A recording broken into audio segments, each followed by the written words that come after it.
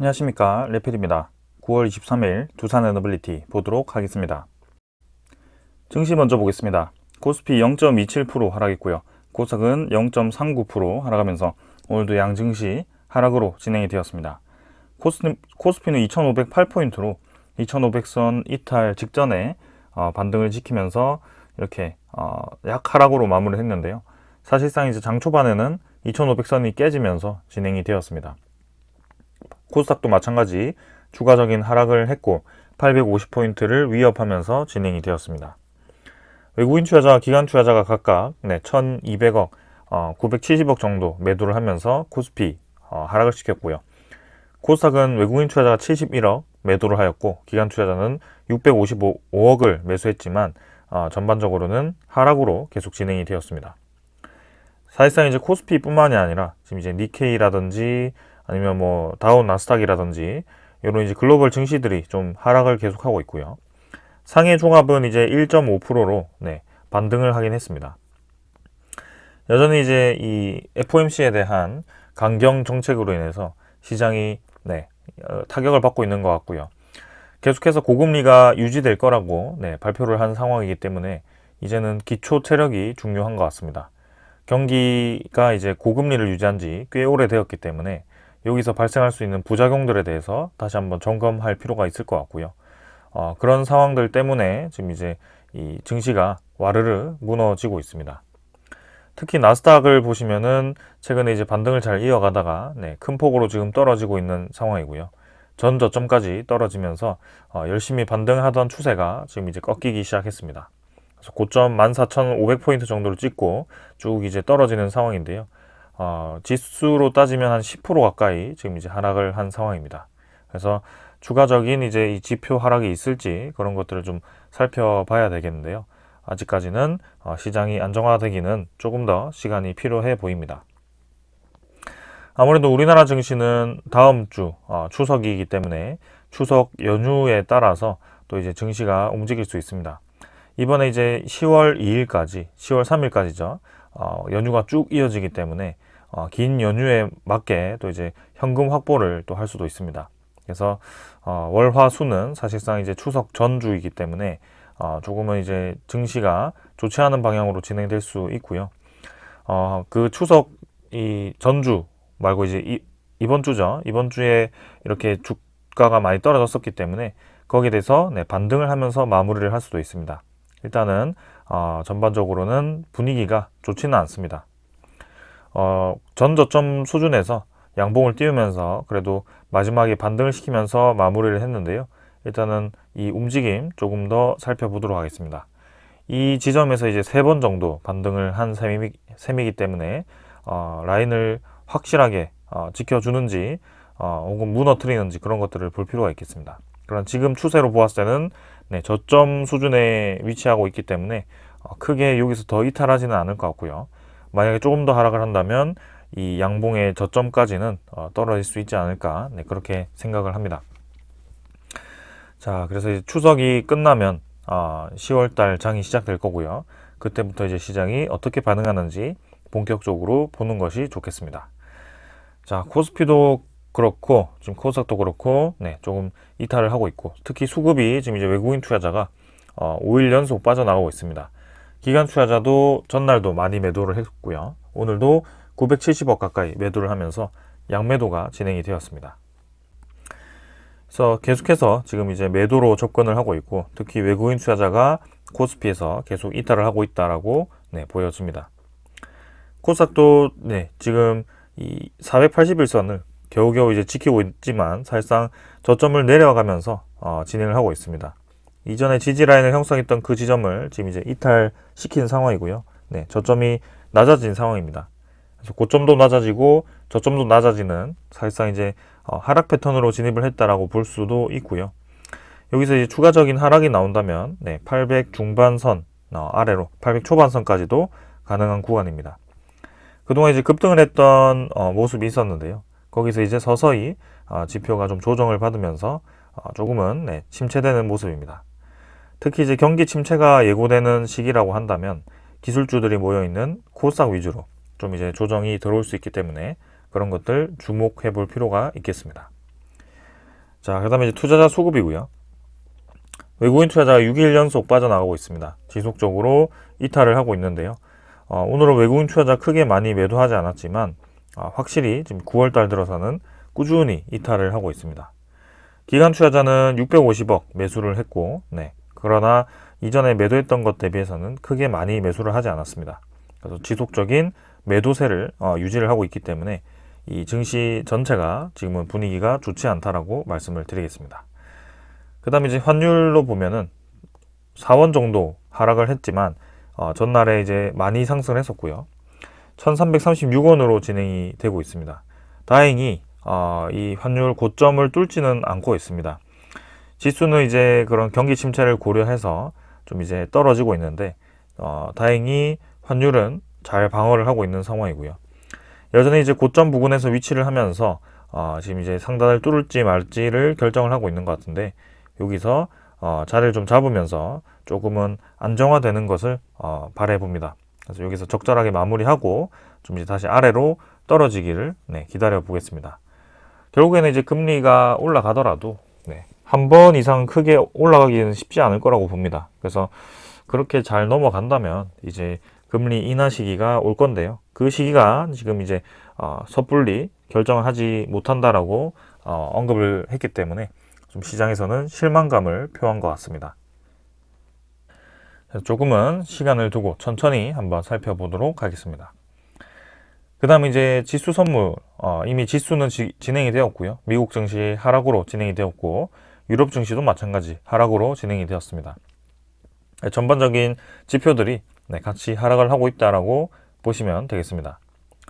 원자재 가격은 국제유가 90달러 회복을 했고요. 계속해서 이제 치솟고 있습니다. 그래서 지금은 이제 상향 평준화 되어 가지고 가격대가 90달러 근처에서 형성이 되어 가고 있고요. 100달러까지 진입을 할 가능성이 높아 보입니다. 그래서 이전 고점을 뚫어 준다면 사실상 전 세계적으로 지금 국제 유가가 굉장히 부담스러운 상황인데요. 이전에 이 고점까지도 노려볼 수 있는 그런 상황입니다. 그래서 유가가 올라간다라는 것은 지금 이제 별로 경기에 좋지 않은 상황이 될 수 있거든요. 특히 유가가 많이 내려가지고 저유가 시대로 진입했던 그 시기에서부터 갑자기 이제 코로나가 터지면서 이 유가가 가격이 급 반전이 되었고요. 이전에 이 고점이라고 할 수 있는 그런 지점까지도 치솟았습니다. 그래서 이런 부분은 조금은 우리가 경계를 할 필요가 있겠다라고 생각이 듭니다. 천연가스 같은 경우는 2.6달러, 2.65달러 수준이고요. 비슷한 위치를 유지를 하고 있습니다. 자, 채권은 지금 이제 4.43%로 저번보다 조금 이제 줄긴 했지만 확실히 이제 고점 부근에서 계속 높아가고 있습니다. 4.5%까지 치솟았다가 조금 이제 떨어졌거든요. 그래도 여전히 고점을 향해 가고 있습니다. 이제는 전고점을 다 뚫어 버리고 진행을 하고 있기 때문에 계속 올라갈 수도 있고요. 미국 국채 가격이 계속 떨어진다는 것은 결코 좋은 신호는 아닌 것 같습니다. 그래서 시장에 대한 지표들이 아직까지도 비정상적으로 진행이 되고 있다 보니까 우리의 이 투자 방향이 조금은 바로 올라가기는 쉽지 않아 보입니다. 그래서 이런 시장에 대한 움직임부터 좀 안정화되어야 될 것 같고요. 그 시장 안정화 시기가 굉장히 오래 진행이 되어 가고 있습니다. 아무래도 코로나라는 그런 이 이벤트가 굉장히 영향이 컸던 것 같고요. 금리를 급격하게 떨어뜨렸다가 금리를 급격하게 올리는 과정 속에서 이 경기가 다시 되돌아오는 이 상황이 시간이 굉장히 오래 걸리고 있습니다. 그러나 그 시기가 이제는 마지막까지 도달했다라고 저는 생각을 하고 있고 서서히 이제 금리를 떨어뜨리면서 이 주식 시장에는 좀 이제 유동성 공급이 될 수 있을 거라고 확신을 하고 있습니다. 조금은 시간을 두고 지켜보자라고 말씀을 드리면서 종목으로 넘어가도록 하겠습니다. 두산 에너빌리티 보겠습니다. 170원 하락해서 16,670원으로 마무리되었고요. 1.01% 하락해서 진행이 되었습니다. 장 시작부터 이제 하락으로 진행이 되었다가 중간에 반등을 했었는데요. 마지막에 또 눌리면서 진행이 되었습니다. 전반적으로 이제 증시 분위기가 좋지 않습니다. 코스피는 2,500선을 위협할 만큼 이제 고점을 찍고 또 상당히 많이 내린 상황이고요. 두산 에너빌리티도 시가총액 30위 안에 들어가는 상위 종목이기 때문에 코스피가 떨어지면 같이 떨어질 수밖에 없는 구조라고 볼 수가 있습니다. 그래서 지금은 잘 올라가다가 다시 한번 시장에 대한 분위기 때문에 같이 휩쓸리고 있다라고 좀 보여지는데요. 일단은 계속 진행해 보겠습니다. 시간의 거래는 평소처럼 또 많이 줄었습니다. 전날보다 많이 줄었고 또 2,000주, 3,000주 수준밖에 진행이 되지 않고 있습니다. 가격대도 큰 변화 없이 10원 정도 올라서 16,680원으로 마무리되었고요.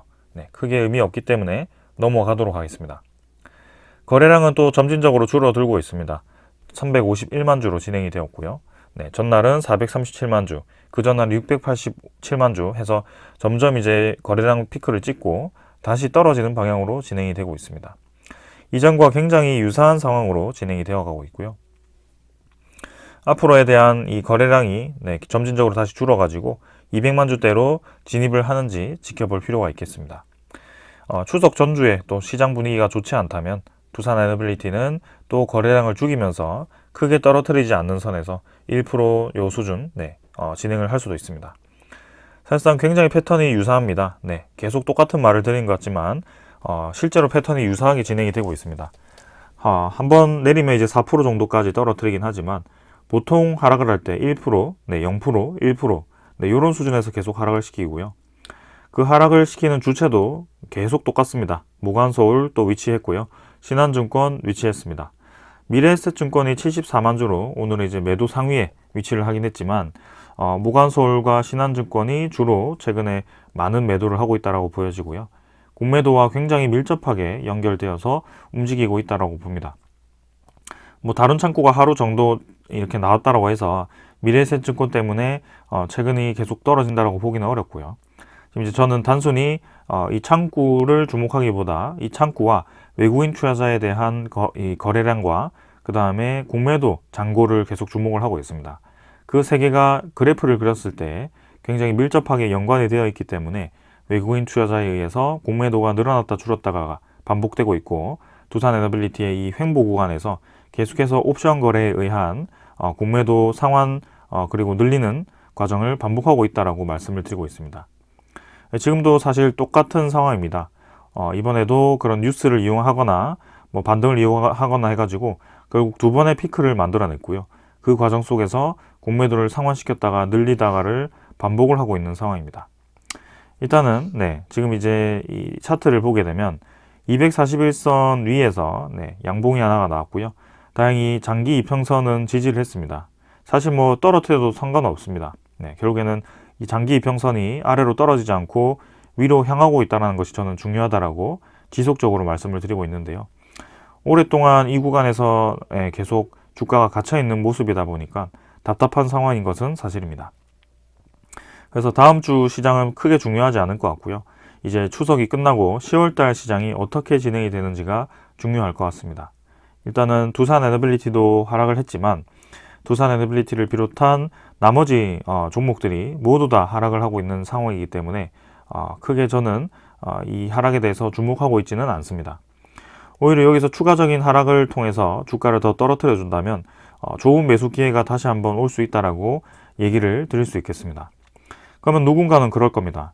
계속 이제 주가가 횡보하는 상황 속에서 저점 상승세를 하긴 하지만 크게 많이 오르지 못하는 상황 속에 계속 모아가라는 것이 말이 되냐, 지금 내가 기다려왔던 시간이 얼마인데 이렇게 모아가는 것이 맞냐라고 얘기를 할 수도 있습니다. 그러나 그때마다 제가 말씀드리는 것은 이 시장 전체 상황을 보았을 때는 그 몇 년이라는 것은 크게 문제가 되지 않는다는 것이고요. 본인이 투자 시작을 언제 했는지를 한번 되새겨 보시기를 바랍니다. 투자 시작을 여기서 했다면 당연히 지금 시장이 좋지 않은 것이 당연한 상황이고요. 투자를 여기서 했다면 당연히 시장 상승세에 의해서 이득을 봤을 겁니다. 그렇기 때문에 시장 하락세를 접어둔다면 우리가 제대로 지금 물량을 모아가기 시작한 지점은 얼마 되지 않습니다. 해봐야 이제 1년 정도고요. 그렇기 때문에 내가 언제 투자를 해서 지금까지 2, 3년을 기다렸고 이게 전혀 중요하지 않은 타이밍이다라는 겁니다. 시장이 이제 반등을 시작했을 때 몇 년을 투자했는지는 중요할 수 있습니다. 그러나 지금은 크게 중요하지 않다라는 점. 그리고 지금 이제 두산 에너빌리티를 제가 주로 말씀을 드리고 있는데요. 사실상 이제 에너지 테마로 주목을 받고 있죠. 근데 신재생에너지라고 하는 그 대표적인 우리나라 태양광 기업 하나솔루션에 대한 차트를 한번 보시길 바랍니다. 이 하나솔루션은 지금 이제 이 횡보를 쭉 하다가 저점을 점점 낮춰가고 있습니다. 지금 전형적인 하락 패턴으로 진행이 되어 가고 있습니다. 이평선이 모이는 구간을 제가 수렴 구간이라고 항상 표현을 하는데요. 그 수렴 구간에서 이평선을 벌리면서 삼지창 모양으로 이렇게 뻗어나가는 것을 볼 수 있을 겁니다. 이렇게 장기 이평선들이 떨어지면서 21선이 반등을 하지 못하고 계속 아래로 떨어진다면 계속 하방을 때릴 수밖에 없습니다. 거래량을 크게 늘리지 않더라도 그런 전형적인 하락 패턴이 보이는 차트입니다. 이런 것을 이제 차트로 충분히 참고가 가능하다라고 말씀드릴 수 있습니다. 그리고 월봉으로 보시더라도 지금 이제 1년 내내 지금 떨어지고 있는 상황인데요. 그에 비해서 지금 이제 두산 에너빌리티의 차트를 보시면 최근 이 횡보를 보시면 계단식 하락이 아니라 느리긴 하지만 천천히 저점을 올리고 있다는 것을 보실 수가 있습니다. 네. 이 아래로 주가가 지금 떨어지지 않는다는 것이 중요한 것이고요. 내가 올라왔는데 다시 떨어졌다는 것은 지금 전혀 중요하지 않습니다. 그거는 모든 종목들이 다 그렇게 횡보를 하고 있고, 하다못해 삼성전자, 뭐 그런 이 LG전자, 뭐 SK하이닉스 이런 종목들이 모두 다 좋지 않은 상황입니다. 그렇기 때문에 분명히 좋은 상황이 있다면 같이 반영이 미래에는 되겠지만 저렇게 증시 전체가 눌러질 때는 눌러질 수밖에 없다. 그러나 지키는 자리를 지켜주는 것이 중요하다라고 말씀을 드리는 거고요. 이런 이제 대표적인 에너지 종목들이 같이 뚝뚝뚝뚝 떨어지고 있다는 것을 주목을 하시기를 바라겠습니다. 그러면 이런 종목들은 떨어지는데 두산 에너빌리티가 버티는 이유가 분명히 있겠죠. 네, 그래서 그런 이유들에 대해서 좀 잘 생각을 해보시기를 바라겠습니다. 그래서 저는 다시 이 추가적인 하락이 있다면 분명히 매수 기회가 될 수 있다고 보고 있고요. 이 저점이 이제 점점 높아지는 상황 속에 이번에도 여기서 반등을 성공을 한다면 더 좋을 것 같습니다. 네.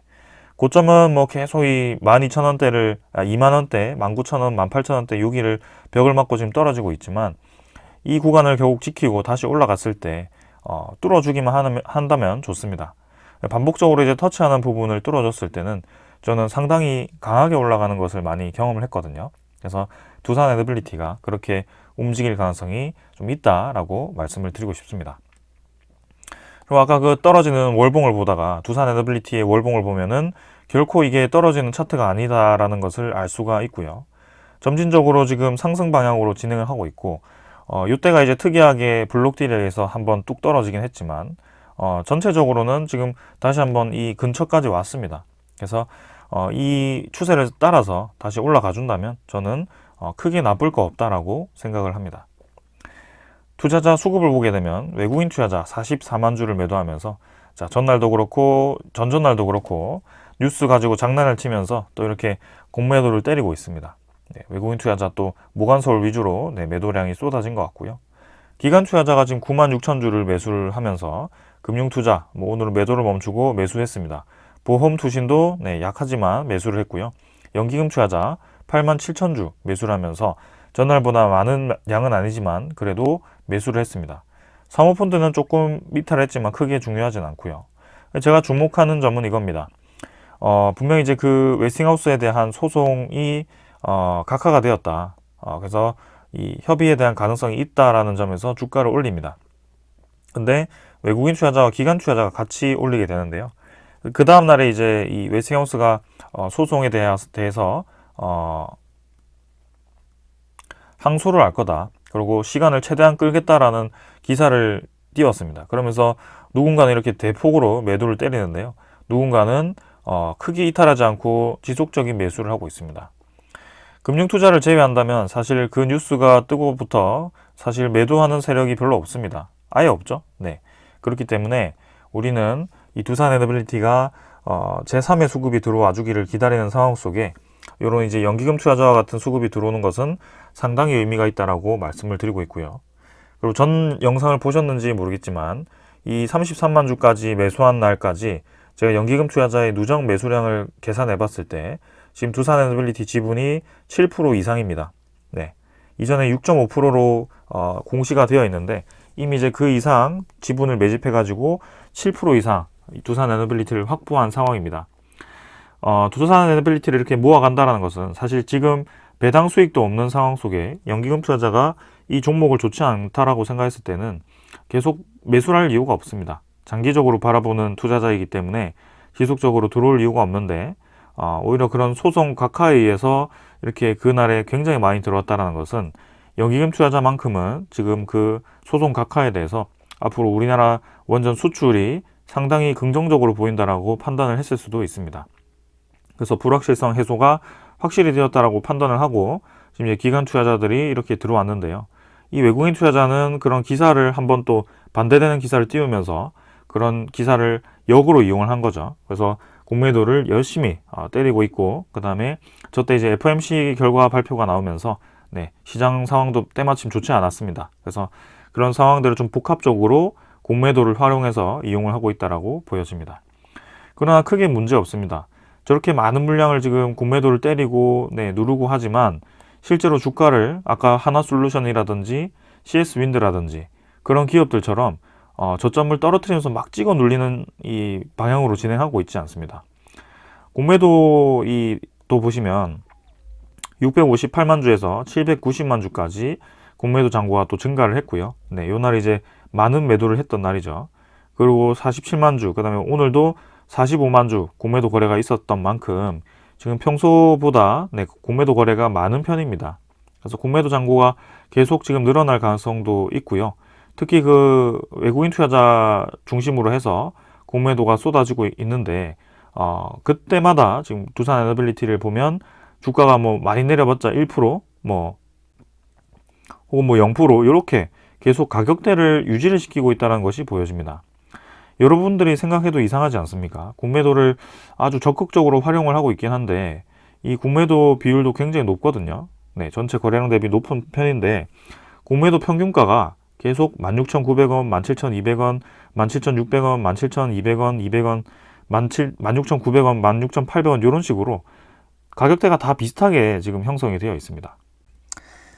지금 이 날은 두산 에너빌리티 공매도가 줄어들었다가 다시 늘어나기 시작한 구간이고요. 그 기간 동안 모간서울이라든지 신한증권이 열심히 공매도를 때려서 채워넣은 상황입니다. 그래서 지금 또 상위 이 10일 동안의 누적을 보면 모간서울이 140만 주, JP모건이 82만 주 이렇게 공매도를 통해서 매도를 때린 상황이고요. 60일 평균을 보면 더 과관입니다. 모간서울, 신한증권, JP모건이 60일 동안 합쳐가지고 한 800만 주 이상을 이렇게 매도를 한 상황입니다. 그래서 그만큼 지금 이제 공매도를 활용해서 일정 물량을 많이 지금 집어넣었다라는 것인데 그 800만 주를 매도하는 동안 제가 60일 평균이라고 했죠 아까. 60일 전이면 7월 22일입니다. 7월 22일이면 요 정도 수준이거든요. 이 구간 동안 그죠? 주가가 오르락 내리락 하긴 했지만 크게 변화가 없습니다. 결국에는 낮은 점은 16,000원 수준, 높은 점은 18,000원 수준인데 그 사이에 이 신한증권, 모간서울, JP모건은 800만 주를 무려 공매도를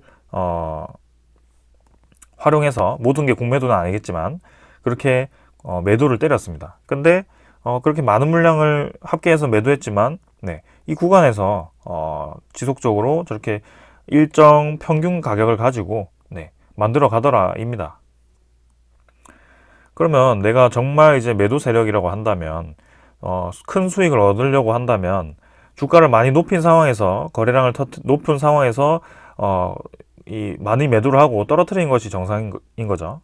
그래서 요 수준, 요런 지점이 이제 차익 실현하고 빠지기 좋은 그런 상황이다라고 볼 수 있겠는데요. 지금 같은 경우는 완전히 다릅니다. 지금은 크게 오르지 않은 상태에서 저점 비슷한 구간에서 물량을 채워놓고 그 물량에서 계속 옵션 거래 때마다 물량을 늘렸다가 줄였다가를 반복하고 있는 상황이고 그래서 저는 자꾸 이게 두산 에너빌리티를 매집을 하는 상황 속에 진행되는 것이 아닌가라는 생각을 하고 있는 것입니다. 실제 내가 가지고 있는 수량과 공매도 이 수량을 합쳐가지고 집계를 해버리면 내가 정말 얼마 들고 있는지 알기가 어렵거든요. 공매도라는 것은 남의 주식을 빌려하다가 매도를 한 것이기 때문에 내가 1000주를 가지고 있는 것이 실제로 팔린 것이 아닙니다. 내 가지고 있는 실제 주식은 그대로 있는데 남의 걸 빌려와다가 판 것처럼 보이기 때문에 사실 허수가 반영된 거죠. 네. 그게 이제 공매도입니다. 그래서 이 외국인 투자자가 실제로 지분을 계속 늘리고 있을 수도 있습니다. 지금 공매도를 넣었다 뺐다 하면서 진행을 하고 있긴 하지만 평균적으로 지금 이렇게 지분량이 늘어나고 있잖아요. 네. 그래서 실제 지분은 조금씩 늘리면서 공매도를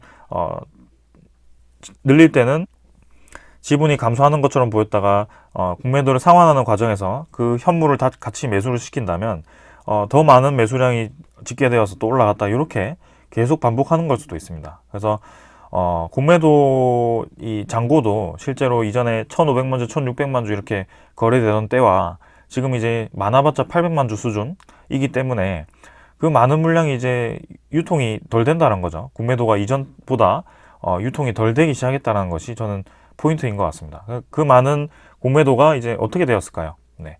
실제로 이제 실제 소유량이 많아졌기 때문에 공매도 수량이 줄어서 들어와도 네,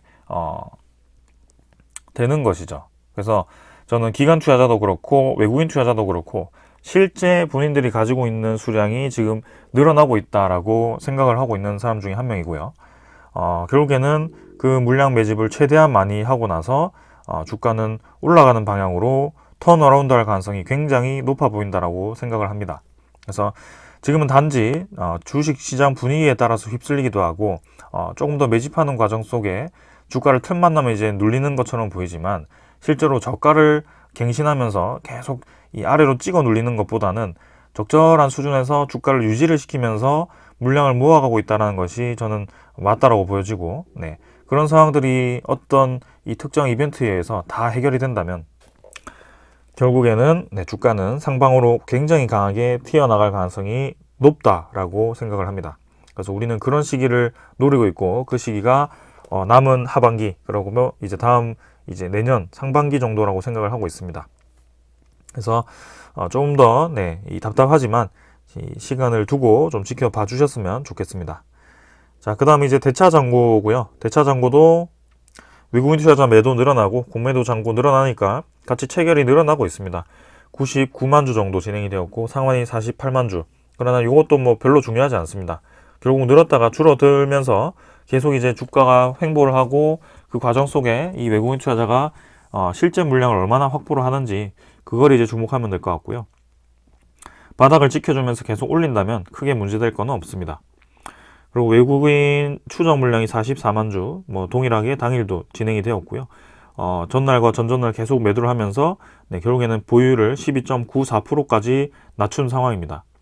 13.8%에서 제가 12.8%까지 떨어질 수 있다라고 말씀을 드렸고 지금까지 그 1% 정도의 물량을 회전을 시키면서 두산에너빌리티 주가를 끌어내렸다가 올렸다가를 반복했다라고 말씀을 드렸습니다. 그래서 지금은 12.9%까지 떨어졌다면 이제 더 이상 외국인 투자자에 대해서 나올 수 있는 물량이 많지 않다라고 보고 있고요. 많이 떨어져 봤자 12.7% 수준이 아닐까 싶습니다. 그래서 남은 뭐 다음 주 월, 화, 수 정도가 이 또 추석 전주기 때문에 그 명분으로 또 이제 주가를 떨어뜨린다면 네, 이 외국인 투자자 물량이 한 0.2% 수준 많아봤자 이제 한 200만 주 수준 네, 그 정도 쏟아질 것 같습니다. 네. 그러나 주가를 뭐 이 4%, 5% 이렇게 떨어뜨린 것이 아니라 또 0. 몇 프로, 뭐 1% 이렇게 떨어뜨려 가지고 많이 떨어져 봤자 16,000원 수준에서 유지를 하겠죠. 네. 그런 상황이 지금 지속되고 있다라고 보시면 되겠습니다.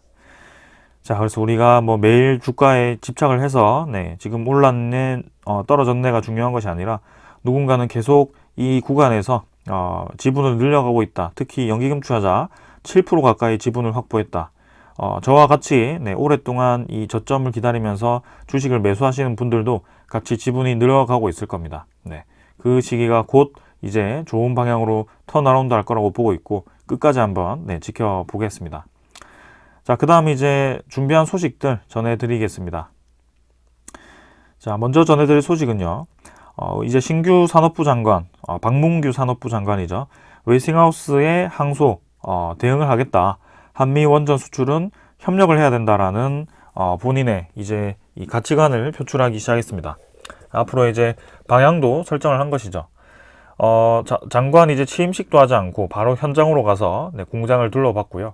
그만큼 지금 추진력이 있고 이 원전 이 수출에 대해서 의지가 굉장히 강한 이 사람이다라고 느껴졌습니다. 그래서 그만큼 이 우리의 걸림돌인 웨스팅하우스를 좀 잘 달래주지 않을까라는 생각도 해보고요. 이 각하라는 이 판단을 했죠. 미국 정부에서는 미국 연방법원에서 지금 정부 차원에서의 이 소송 문제이지 만약에 소송을 건다면 정부 차원에서 할 수 있는 것이지 개인이 기업이 지금 이제 이렇게 수출을 금지하는 것은 자격에 맞지 않는다라고 거절을 한 상황이죠. 그래서 소송을 취하를 해버렸습니다. 근데 웨스팅하우스는 실제로 이제 지적재산권을 문제로 삼고 있기 때문에 수출 금지가 아니더라도 그 지적재산권에 대해서는 우리가 확실히 로열티라든지 뭐 그런 손해배상 금액을 받겠다라는 의지를 보인 겁니다. 그렇다는 것은 결국에는 우리는 수출하는데 큰 문제가 없다라고 볼 수가 있고요. 미국 정부 입장에서도 우리나라 수출을 막았을 때에 대한 후폭풍이 있기 때문에 그렇게 진행하지는 않을 것 같습니다. 그래서 웨스팅하우스 항소도 큰 문제 없을 것 같고요. 만약에 항소를 한다면 수출 금지보다는 이제는 이 원천 기술이 들어갔기 때문에 웨스팅하우스에 일부분 이익금을 주거나 웨스팅하우스에 대한 그런 이제 협의를 해야 된다라는 결론이 나올 수도 있습니다. 그렇게 이제 장기적으로 이렇게 끌지 않고 결국에는 이왕 협의를 할 거면 빠르게 진행하자라는 취지인 것 같고요. 거기에 대해서 이렇게 우리나라 산업부 장관이 직접 이렇게 긴밀히 대응을 하겠다라고 얘기를 한 것 같습니다. 자, 그래서 앞으로 새롭게 떠오르는 폴란드, 체코 등 이런 지역 이제 수출을 위해서 같이 협력하여 진출할 수 있는 시장을 키워나가며 원전 시장의 파해를 키워나가야 된다. 그래서 한미 간 협력할 부분이 많다라고 생각을 한다라고 하고요. 그리고 이제 미국에서 원전을 담당하고 있는 에너지부와 긴밀하게 협력하고 한수원, 한국전력 등 팀코리아가 웨스팅하우스와 보다 적극적으로 협의를 해나가도록 유도를 하겠다라고 얘기를 했습니다. SMR 시장이 있기 때문에 여기에 대해서도 협력을 통해서 시장을 개척하겠다. 이런 얘기를 했습니다. 그러니까 협력을 어떻게든 하겠다, 합의를 하겠다라는 얘기인 것 같고요. 그 합의에 대한 내용을 어떻게 풀어나갈 것인지는 구체적으로 제시가 되지 않았지만 적절한 선에서 이 로열티를 지급을 하든지 그런 이제 국가를 나눠서 수주를 하든지 뭐 그렇게 될 것 같습니다. 결국에는 우리나라는 1400메가와트급 모델을 하고 있고 웨스팅하우스는 1000메가와트급 혹은 1100메가와트급 수준을 하고 있습니다. 두코바니가 1200메가와트급인가 1100메가와트급 그 수준일 겁니다. 그래서 체코 원전 같은 경우는 미국 쪽으로 가더라도 우리나라는 폴란드라든지 뭐 사우디라든지 카자흐스탄이라든지 이런 1400메가와트에 해당되는 이 시장을 진입만 하더라도 충분히 10기가 달성 가능할 것 같고요.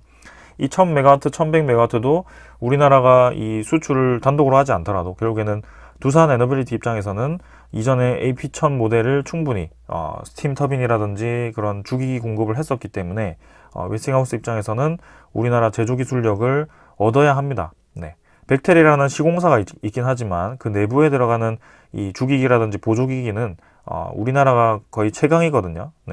그래서 안정적으로 지금 이제 프로젝트를 진행하기 위해서는 우리나라의 기술력이 필요하고 그 대표적인 기업들이 지금 두산 에너빌리티라든지 BHI라든지 뭐 그런 기업들이 될 것 같습니다. 그래서 충분히 관심 받을 수 있고 그런 소식이 나오면 이 주가는 반드시 움직이게 되어 있다라고 생각을 합니다. 자, 그 다음에 이제 국내도 지금 이제 열심히 움직이고 있습니다. 신한울 3, 4, 5기에 대한 입찰을 이제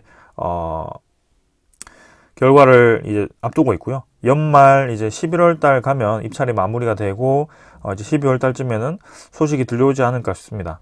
그래서 지금 신한울 3, 4, 5기에 대한 컨소시엄이 총 3개가 있죠. 주설비공사 3개가 있는데 그게 이제 현대건설 컨소시엄, 대우건설, 삼성물산이 있습니다. 사실상 삼성물산은 지금 이제 현대건설과 대우건설에 비해서 경험이 많지 않습니다. 해외 건설 같은 경우는 현대 쪽이 이제 UAE를 진행했고요. 대우 쪽은 최근에 이제 한수원과 이제 협력을 해가지고 진행을 하고 있습니다. 그래서 오히려 현대 쪽의 경험이 더 많다라고 볼 수가 있고요. 그 아래에 있는 기업들도 두산 에너빌리티가 또 현대 컨소시엄이 있기 때문에 두산 에너빌리티는 주기기를 비롯해서 또 이집트 지금 엘다바 원전까지 지금 수주를 맡고 EPC 건설을 준비를 하고 있습니다. 그리고 포스코 ENC도 지금 이제 그런 영향이 되고 있고, 앞으로 이제 ISMR에 대한 이 역할을 하기 위해서 이 조사를 끝냈기 때문에 지금 이제 포스코 ENC의 영향을 키워주기 위해서라도 이 현대건설 쪽으로 이 신한울 3, 4, 5기에 대한 주설비 공사가 넘어올 수도 있습니다. 만약에 이제 현대건설 컨소시엄이 수주를 하게 된다면 두산에너빌리티에 대한 비중이 35%에 해당되기 때문에 전체 공사 비용 한 이 3조 정도에서 35%면 1조 정도거든요. 그 정도가 두산에너빌리티로 수주가 떨어질 수도 있습니다. 그래서 지금 상당히 기대되는 프로젝트 중에 하나고요. 지금 이제 3, 4, 5기 1400메가와트급 2기 정도만 해도 국내에 신규 건설을 했을 때 이 정도의 효과가 나타나는데요. 주기기 2조 9천억, 그 다음에 이 1조 정도를 또 주설비 공사까지 하면 총 4조 규모의 수주를 두산에너빌리티가 하게 되는 것입니다. 그만큼 국내에서 원자력 비중이 굉장히 큰 기업이고 기술력이 뛰어난 기업이다라고 볼 수가 있고, 국내 신규 원전 건설을 지금 최대 6기까지 검토를 하고 있는 상황 속이기 때문에, 그렇다면 이 6기에 대한 해당되는 금액은 굉장히 10조 정도 추산되는 것으로 보여지네요. 그만큼 큰 시장이다. 그리고 이제 그뿐만이 아니라 이제 이 송전로가 중요하죠. 송전선로. 그래서 11개 공구해가지고 이렇게 12월 말까지 업체 선정을 끝낼 거고, 지금 이제 하도 많이 필요해가지고 동시다발적으로 또 1조 원 규모에 달하는 총공사를 진행할 겁니다. 그래서 많은 업체들이, 건설업체들이 지금 이제 그런 건설을 따낼 것 같고요. 이제는 건설에 대한 중요도가 굉장히 높아지고 있습니다. 인프라들이 많이 수요가 높아졌고, 전력 이 수급 계획을 하기 위해서 신규 플랜트들이 많이 지어져야 되기 때문에 그 관련 기업들이, 특히 이 두산에너빌리티처럼 큰 이 EPC 건설을 할 수 있고 건설을 할 수 있는 기업들이 주목을 받을 때가 아닐까 싶습니다. 그 시기가 저는 2005년, 6년, 7년 정도 이 수준과 유사하다라고 생각하고 있고, 거기에 맞게 주가도 움직일 수 있을 거라고 생각을 합니다. 자, 세계 최초 탈원전 전국, 이탈리아도 지금 이제 원전 부활 논의를 개시를 하고 있다고 하고요. 자세히 얘기는 드리지 않겠지만 지금 이제 원자력 추가가 필요하다라고 계속 내부적으로 얘기가 나오고 있습니다. 그래서 이제는 신재생에너지도 중요했지만 그것만으로는 비용이 너무 비싸고 빠르게 전력 확충을 할 수 없다라고 판단을 한 거고요.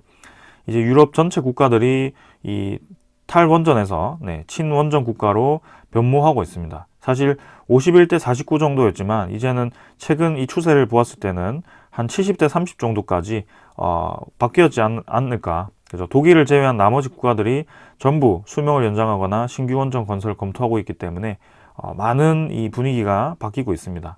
그래서 우라늄 에너지 가격도 계속 올라가기 때문에 미국의 원자력 관련 기업들도 계속 주가가 올라가고 있는데요.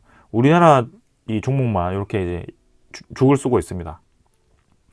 그러나 분명히 좋은 상황 나올 것 같습니다. 자, 그 다음에 마지막 소식으로 체코가 이제 대형 원전 건설을 말고도 SMR을 지금 최소 10기 정도 건설하겠다는 목표를 세웠는데요. 300메가와트급 SMR을 최소 10기 건설을 목표로 하고 있다라고 이 SMR 개발 본부장이 발표를 했다고 합니다. CZ사죠. 그래서 CZ사가 지금 이제 두코바니 원전도 검토를 하고 있기 때문에 이 1200메가와트급 한 기와 그다음에 그 1200메가와트 한 기를 건설하면 나머지 3기까지 할 수 있기 때문에 상당히 중요한 대형 원전 프로젝트 말고도 지금 300메가와트급 SMR 10기를 검토를 하고 있다고 합니다. 이 SMR 300메가와트급은 사실 뉴스케일 파워는 안 되고요. 그 다음에 홀텍사도 안 되죠. 롤스로이스사가 300메가와트가 아마 안 될 겁니다.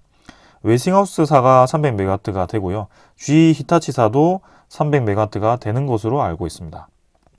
EDF는 잘 모르겠는데요. 아무튼 GE 히타치사가 굉장히 이제 요즘 수요가 많고 안정적으로 지금 안정적인 모델이라고 소문이 나 있기 때문에 유리할 것으로 보여지는데요.